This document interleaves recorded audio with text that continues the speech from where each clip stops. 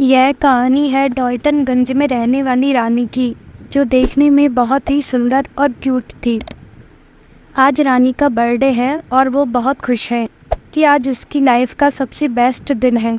और वो भी कैसे नहीं, क्योंकि वो जिस लड़के से प्यार करती है वो लड़का आज रानी को डायमंड की रिंग देकर उसको शादी के लिए प्रपोज करने वाला है।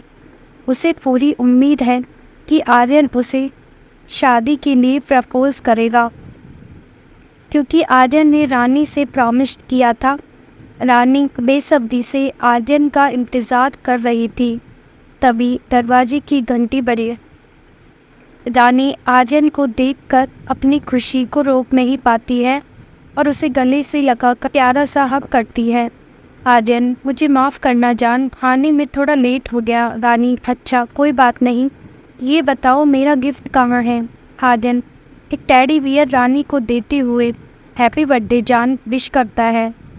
रानी गिफ्ट को लेते हुए, ये क्या है? मैंने तो सोचा था कि तुम हमें डायमंड की रिंग देकर हमें शादी के लिए प्रपोज करोगी, लेकिन तुम तो छोटा सा टेडी बियर लेकर आए हो।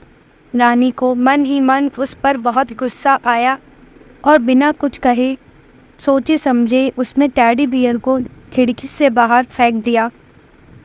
रानी गुस्से से लाल हो गई और बिना कुछ कहे वहाँ से अपने रूम में चली गई। तभी आर्यन दौड़कर नीचे जाता है, देखता है कि उसका टेडी बियर बीच सड़क पे पड़ा हुआ है। जैसे ही वो उसे उठाने के लिए नीचे झुकता है कि तेज रफ्तार से आता ट्रक आर्यन को कुचल देता है। आर्यन को हॉस्पिटल के लिए ले जाया जाता है, लेकिन वह रास्ते में ही दम तोड़ देता है। रानी हॉस्पिटल पहुंचती है और आर्यन को इस हालत में देखकर रोने लगती है।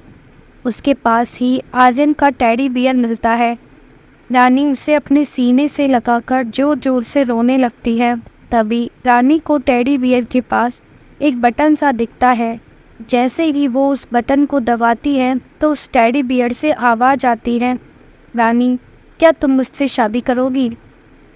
तभी टेडी बियर के ऊपर का एक हिस्सा खुलता है और उसमें से डायमंड की रिंग निकलती है।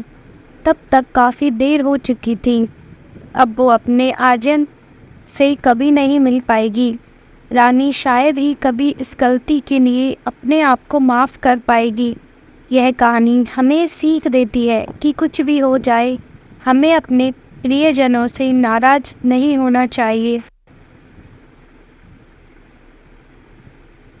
माफ़ करने में देरी मत कीजिए, क्योंकि इस ज़िंदगी का कोई भरोसा नहीं है।